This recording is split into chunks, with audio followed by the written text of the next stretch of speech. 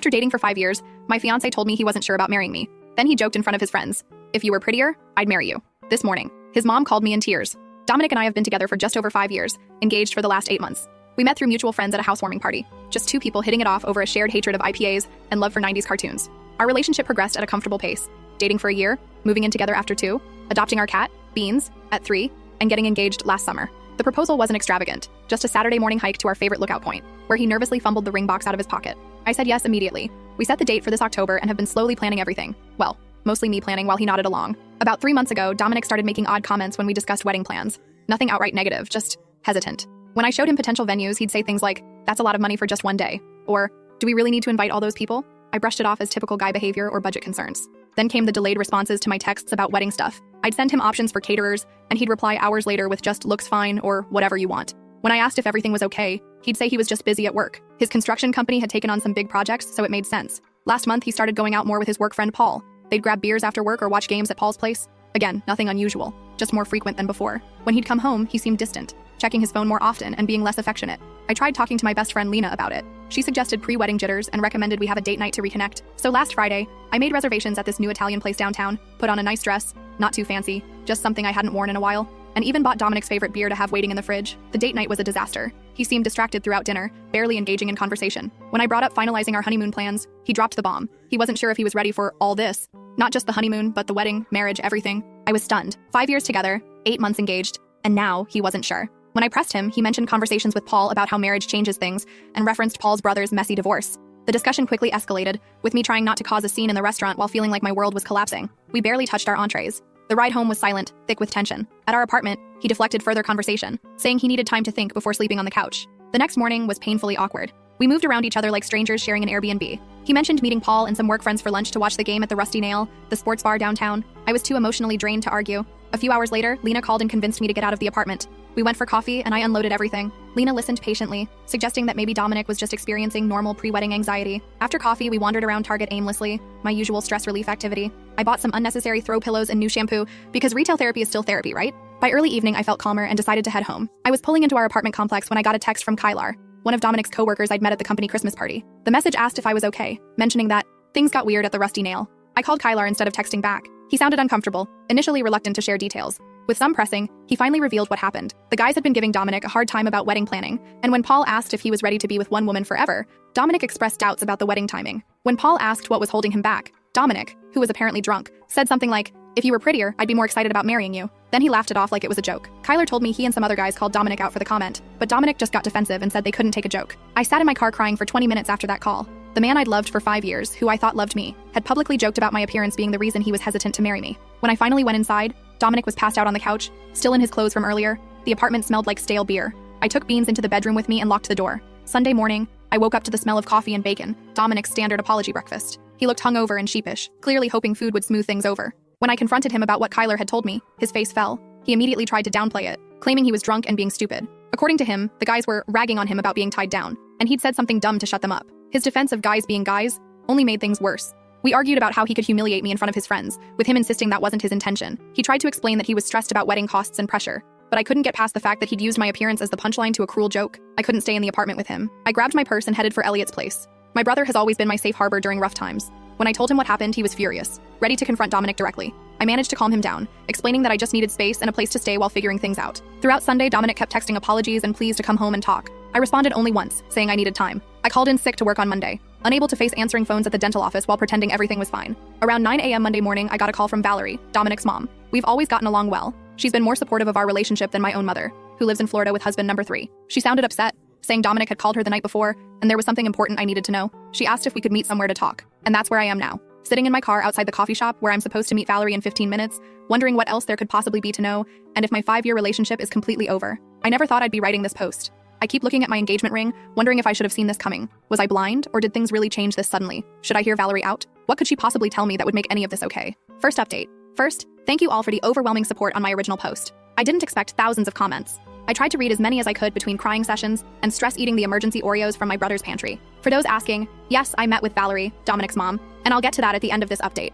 A lot has happened in the last 2 days, and I'm still processing everything. After posting on Monday, I called in sick to work again. My boss was understanding. I've only used 2 sick days in the past year, and apparently I sounded like death on the phone. I spent most of the morning in Elliot's spare room/storage closet, scrolling through your comments and trying to gather my thoughts.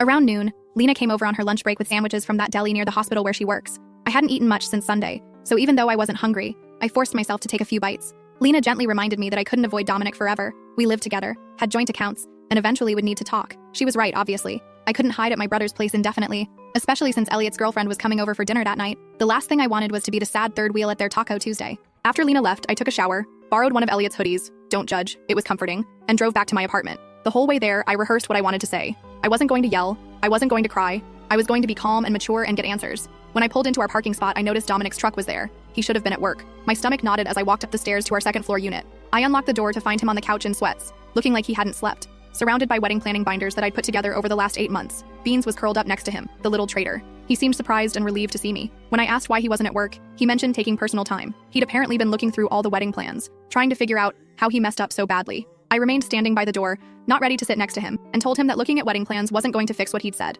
What followed was a long, difficult conversation. He apologized again for the bar comment, calling it inexcusable and claiming he didn't even believe it. When I asked why he would say something he didn't believe, he explained he was trying to look cool in front of his friends, a response that only made me angrier. I brought up his comments at dinner before the bar incident, reminding him that he'd expressed doubts about our wedding even when sober. He admitted to feeling stressed about multiple things, a work project falling behind schedule, Paul's constant marriage horror stories, and anxiety about our wedding budget. But instead of talking to me about these concerns, he'd bottled everything up until it exploded in the worst possible way. As our conversation progressed, he revealed something new, fears about turning into his father. Dominic rarely talked about his dad, who left when he was 12 after having an affair with a coworker and moving to Arizona to start a new family. Although Dominic had always insisted it didn't affect him much, he now confessed that he worried about having some genetic predisposition to cheat or abandon his family. I pointed out that he wasn't his father, and that genetics don't determine relationship choices. His response was telling. He wondered if he could really promise forever, when forever seemed so impossible based on what he'd witnessed growing up. When I asked if he'd discussed these fears with anyone else, he hesitated before admitting he'd been talking to Kyler sometimes. Apparently, they'd gotten closer since Kyler joined the company, and Kyler had gone through some relationship stuff too. I connected this to why Kyler had called me about the bar incident.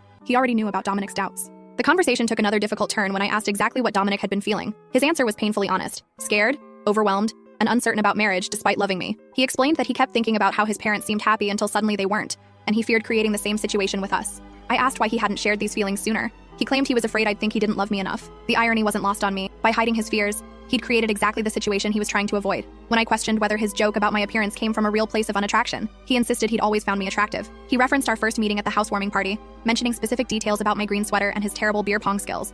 According to him, the comment came from insecurity and a misguided attempt to seem in control in front of his friends, rather than appearing trapped. As we continued talking, I asked a crucial question. Were his doubts about marriage in general or about marrying me specifically? His hesitation before answering told me everything. He finally admitted that while his fears were primarily about marriage and commitment, part of him wondered if we were right for each other long term. This hurt more than the appearance comment. 5 years together, and he was still wondering if we were right for each other. When I pressed for specifics, he mentioned how we'd both changed since our early 20s. My increased need for planning versus my former spontaneity, his abandoned dreams of starting his own business. Although I pointed out that growth and change are normal in relationships, he questioned whether we'd grown together or apart. By this point, I felt emotionally drained.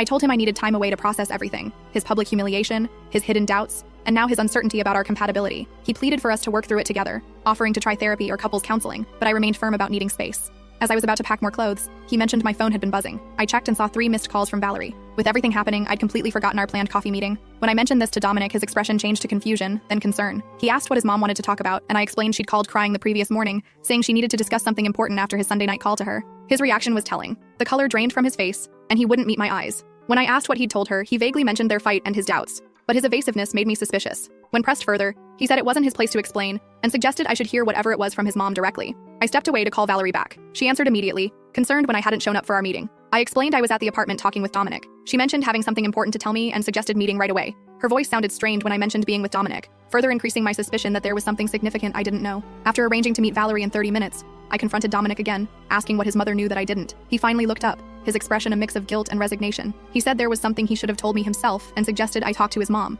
offering to be gone when I returned if that's what I wanted. I quickly packed enough clothes for a week, along with toiletries and my laptop.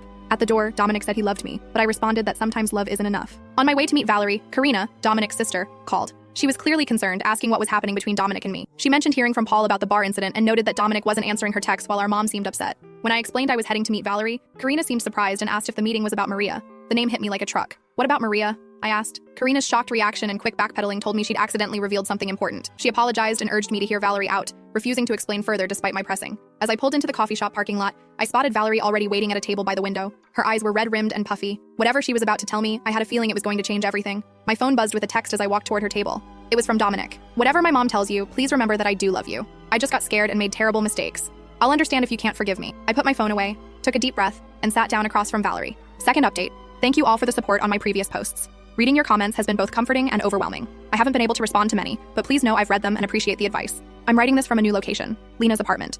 After meeting with Valerie yesterday, I couldn't face going back to Elliot's or our apartment. Lena has a pull-out couch that's slightly more comfortable than Elliot's storage room futon. Plus her cat Pepper doesn't judge me for crying into my cereal at 2 a.m. So, the meeting with Valerie. Where do I even start? The coffee shop was busy for a Tuesday afternoon. Some local community college had just let out classes, and students with laptops occupied most tables. Valerie had managed to snag a corner booth, the kind with high backs that create at least the illusion of privacy. She looked different than the last time I'd seen her, at our monthly family dinner 3 weeks ago. Her usually perfect bob was slightly disheveled, and she wasn't wearing any makeup. In the 5 years I've known her, I've never seen Valerie without at least mascara and lipstick. She's not vain, it's just her routine, like how some people can't start their day without coffee. When I arrived, she stood to hug me. She smelled like those lavender dryer sheets she always uses. I ordered a black coffee, even though what I really wanted was one of those sugary caramel things with extra whipped cream. Somehow it felt wrong to order something frivolous for this conversation. After some awkward small talk, Valerie got to the point. Dominic had called her Sunday night in a complete emotional meltdown. While she acknowledged his fears about commitment and turning into his father were real, there was something much more immediate causing his behavior. Maria.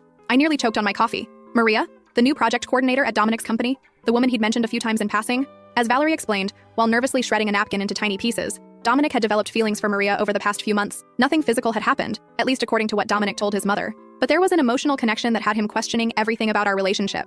I sat there trying to process this information, feeling like the coffee shop was tilting sideways. While Valerie continued talking, I was mentally connecting dots, building a timeline. Maria had started at Dominic's company around New Year's. I'd met her briefly at the company holiday party in March. By then, Dominic had already been acting different, more distant, checking his phone constantly, spending more time with work friends. What I'd written off as stress from his big project now looked like something else entirely. When I asked Valerie why she was telling me this instead of protecting her son, her eyes welled up. The parallel to her own marriage breakdown became clear as she shared more details. Before Dominic's father left for Arizona with his coworker, there had been months of distance, hurtful comments, and manufactured arguments, all designed to create distance rather than admit the truth. She didn't want to see history repeat itself, with me left in the dark while Dominic took the coward's way out. The comment at the bar suddenly made more sense. Not just drunken stupidity, but a subconscious attempt to sabotage our relationship so he wouldn't have to make the hard choice himself. We talked for over an hour. Valerie shared more about her own experience, how she'd tried to save her marriage even after learning about the affair, how she'd blamed herself for not being enough. Before we parted ways in the parking lot, she said something that's been echoing in my head ever since. The hardest lesson I learned was that you can't make someone choose you. They either do or they don't, and anything in between is just delaying the inevitable. I sat in my car for a long time afterward, staring at my phone.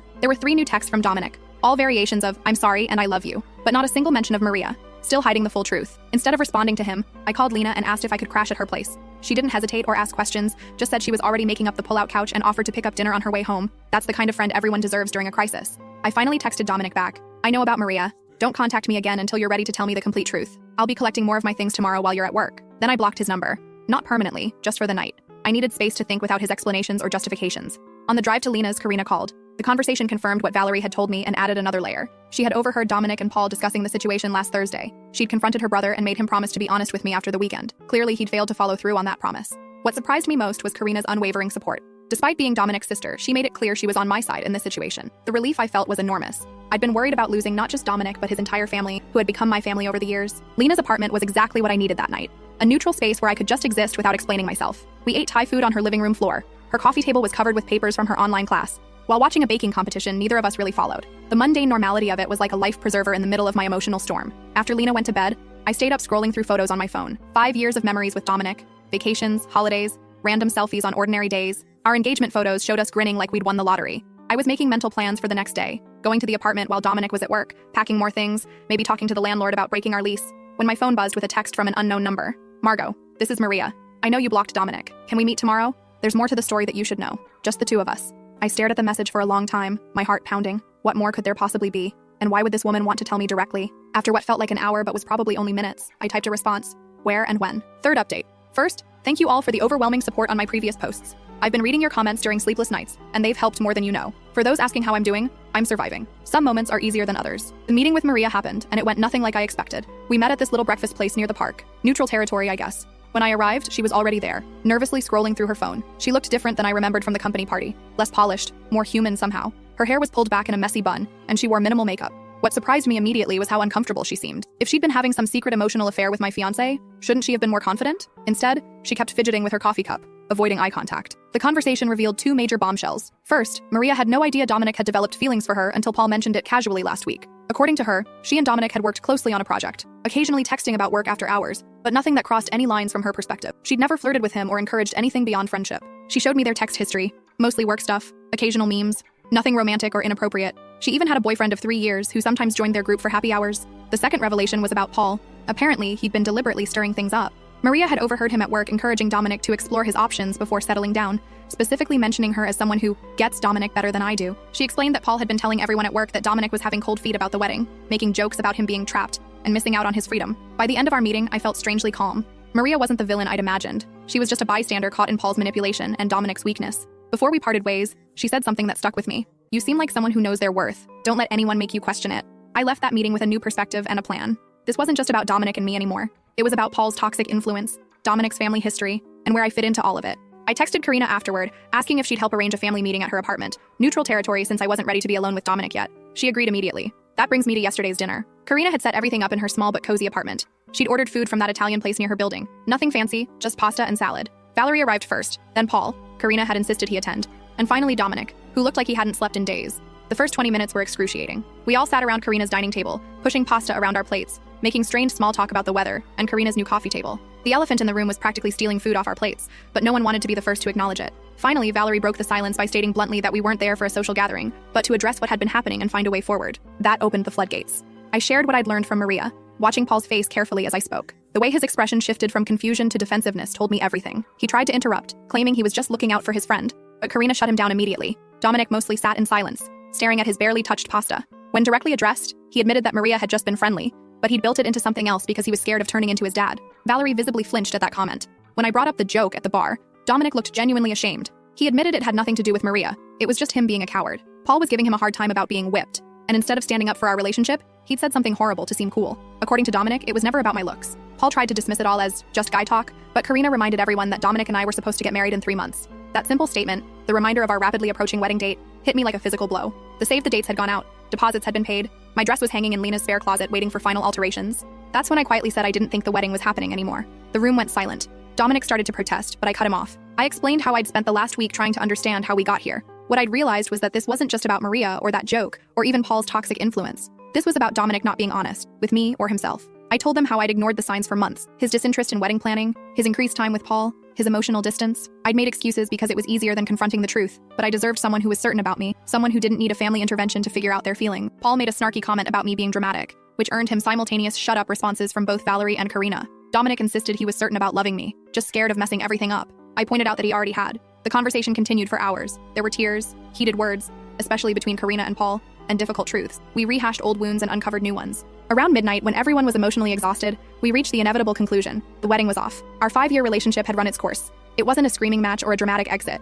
It was a mutual recognition that something fundamental had broken between us. Trust. Maybe it could be rebuilt eventually, but not in time for an October wedding. Not with Maria still working at Dominic's company. Not with the echo of that joke still hanging between us. Karina drove me back to Lena's place afterward, assuring me this didn't change my relationship with her or Valerie. According to her, I was still family to them, regardless of what happened with Dominic. When I got back to Lena's apartment, I sat on the pull-out couch in the dark, letting the reality wash over me. 5 years, gone, wedding, canceled, future, unknown. I didn't cry right away. Instead, I made a list in the Notes app on my phone. Call venue to cancel, deposit probably gone, return ring, contact guests, move out of apartment, change relationship status on social media. It was past 2 a.m. when Lena shuffled out from her bedroom. She'd heard me come in and wanted to check if I was okay. When I told her the wedding was off, she simply sat beside me on the pull-out and put her arm around my shoulders. We sat like that until sunrise, not saying much, just existing in the strangeness of my new reality. This morning, I woke up to a text from Dominic asking if we could meet to discuss practical matters. The apartment lease, separating our finances, what to do with the furniture we bought together. So adult, so final. I also had a message from Elliot asking when he should come over to help pack my things. My brother, always practical, and one from my mom, who'd somehow heard through the grapevine, probably from one of my cousins who follows Karina on Instagram, and wanted to know if she should cancel her flight for the wedding. The ring feels heavy on my finger now. I've been twisting it absently, a nervous habit I didn't realize I had. It's a simple design, a round diamond in a white gold setting, nothing flashy or elaborate. Dominic had chosen it because it was classic, like our relationship. The irony isn't lost on me. I called the venue this morning. The coordinator was sympathetic but firm. The deposit is non-refundable this close to the date. $8,000 down the drain. Money we'd saved for over a year, cutting back on vacations and new clothes and dinners out. The practical side of me winces at the waste. The emotional side doesn't care about money right now. Karina texted that she'd found a photographer who might be willing to transfer our deposit to another event in the future. Valerie offered to help contact family members about the cancellation to spare me the awkward conversations. Small kindnesses in the aftermath. Paul, unsurprisingly, sent a non-apology text about how these things happen for a reason, and how I'd find someone better suited, eventually. I deleted it without responding. Maria sent a short message expressing her regret about the situation and assuring me again that nothing happened between them. I believe her, strangely enough. She seems like collateral damage in this mess. A convenient projection for Dominic's fears and Paul's manipulation. The hardest part is the mundane reminders. The wedding planning binder still sitting in my tote bag. The shared Spotify playlist we'd been building for the reception. The honeymoon research folder on my laptop. Little pieces of a future that no longer exists. Lena suggested I take a mental health day from work, but I decided to go in. Sitting at home scrolling through Reddit and overthinking everything seemed worse than the distraction of answering phones and filing insurance claims. My coworkers have been mercifully normal. Either they don't know yet, or they're politely pretending not to notice my puffy eyes and absent engagement ring. I'm meeting Dominic tomorrow at a coffee shop to exchange keys and discuss the apartment. He's agreed to move out since my name is on the lease, and he can stay with his cousin temporarily. Another practical conversation in the business of dismantling a relationship. Part of me still can't believe this is happening. Last month we were debating reception songs and testing cake flavors. Now we're dividing up kitchen appliances and deciding who keeps the PlayStation. I keep thinking about something Valerie said at the dinner. Endings are rarely clean or perfect. Most of the time they're messy and sad and complicated. She would know. She rebuilt her life after Dominic's father left, raised 2 kids alone, found happiness again eventually. Looking at her now, you'd never guess she went through something so painful. Maybe there's hope in that. For now, I'm taking it one day at a time. Tomorrow, I'll handle the apartment and finances. Next week, I'll start looking for my own place. The future beyond that is blurry, but it exists. Karina just texted to ask if I want to meet for coffee this weekend. She mentioned that her family friend Kenzo, an older gentleman who's known their family forever, offered his vacation cabin if I need a getaway to clear my head. The support from Dominic's family is unexpected, but deeply appreciated. I haven't decided if I'll take Kenzo up on his offer. Part of me wants to escape somewhere quiet to process everything. Another part knows I need my support system right now. Lena with her practical compassion, Elliot with his protective big brother energy, even Valerie and Karina with their complicated loyalty. What I do know is that I won't be checking my wedding countdown app anymore, won't be pinning reception decor ideas, or practicing a new signature with Dominic's last name. That future is gone. And while I don't know what comes next, I'm starting to believe there will be something. Last update. It feels strange to be writing this final update from my new apartment. It's been 3 months since the family dinner that ended my engagement. 3 months of piecing my life back together in ways I never expected. Some of you have sent messages asking for an update, so here it is. The good, the bad, and the unexpected. First, the practical stuff. Dominic moved out of our shared apartment within a week of our breakup. Elliot and Lena helped me pack up his things while he was at work, leaving them neatly labeled in the living room for him to collect. It was surreal, separating 5 years of shared existence into his and mine. The coffee maker he'd gotten for his birthday, the throw blanket I'd bought on our weekend trip to that little mountain town, the framed photos we'd hung on every wall. The apartment felt hollow afterward, like a stage set rather than a home. I lasted 2 more weeks there before the lease manager agreed to let me break the contract with an extra month's payment. It was worth the money to escape the ghost of our relationship that lingered in every room. Finding a new place was harder than expected. The rental market is brutal right now, and my budget as a single person is considerably tighter. I ended up in a smaller 1-bedroom across town, further from work, but with a tiny balcony where I've started growing herbs in dollar store pots. The basil keeps dying, but the mint is thriving against all odds. I choose to see that as symbolic. Financially, it's been an adjustment. Our shared expenses were suddenly all on me. Car insurance, streaming services, even groceries seem more expensive when you're cooking for one. I've become that person who uses coupons and buys store brands, tracks expenses in a spreadsheet, and thinks twice before ordering takeout. Growing up stuff I never thought I'd have to learn at 29. The wedding vendors were surprisingly understanding. The venue kept our deposit, but sent a kind note hoping I'd find happiness. The florist refunded half our payment despite their no refund policy. The DJ recommended his brother who works at a therapy center, an unexpected but thoughtful gesture. The engagement ring sits in my dresser drawer in its original box. Dominic said I should keep it or sell it, that it was bad karma for him to take it back. I haven't decided what to do with it yet. Some days I forget it's there. Other days I open the box and stare at it, wondering how something so small could have represented such big promises. Social media was its own special hell. I waited 2 weeks before changing my relationship status, dreading the flood of questions. When I finally did it, at 2 a.m. on a Tuesday, the notifications poured in anyway. Well-meaning friends with their "what happened" messages, distant relatives offering prayers, former classmates I hadn't spoken to in years, suddenly sliding into my DMs with faux concern that felt more like curiosity. I posted a brief, vague statement about mutual decisions and requesting privacy, then muted notifications and threw my phone across the couch. Later, I posted a single photo of my new apartment keys with the caption, "New Beginnings." It got fewer likes than my engagement announcement, but felt more genuine somehow.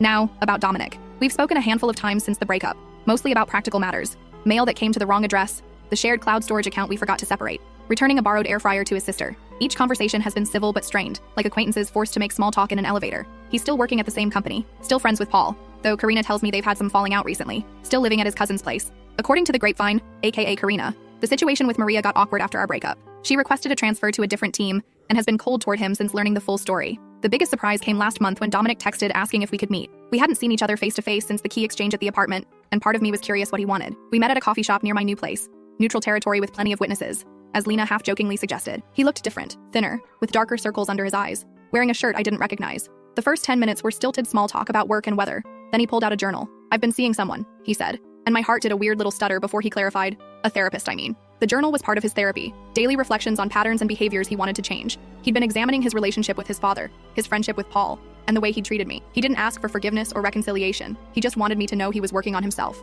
I should have done this years ago, he admitted. Maybe things would have been different. It was the most self-aware I'd ever seen him, and I found myself genuinely hoping therapy would help him. Not for my sake, that ship has sailed, but because carrying around that much unresolved family trauma seemed exhausting. Before we parted ways, he mentioned he'd heard I was still close with his mom and sister. I'm glad, he said. They need good people in their lives. That's been one of the strangest parts of this breakup. Maintaining relationships with Dominic's family while disconnecting from him. Valerie texts me weekly, usually sending funny memes or updates about her garden. Karina and I have breakfast every other Sunday at this little diner halfway between our apartments. They've been careful not to put me in uncomfortable positions or share too much about Dominic, respecting the boundaries I've set. As for me personally, I'd like to say I've had some profound awakening, that I've found myself through this heartbreak. The reality is messier. Some days I feel liberated, relieved that I didn't marry someone who could hurt me so carelessly. Other days, usually when my hot water heater acts up, or I can't reach something on the top shelf that Dominic would have grabbed for me, I miss the practical comforts of partnership. I've started therapy too, not because of the breakup specifically, but because it made me realize how much I'd compromised myself in that relationship, how many red flags I'd ignored because they came wrapped in the comfort of familiarity, how much of myself I'd set aside to make room for Dominic's needs and insecurities. My therapist suggested I reclaim some parts of myself that got lost along the way.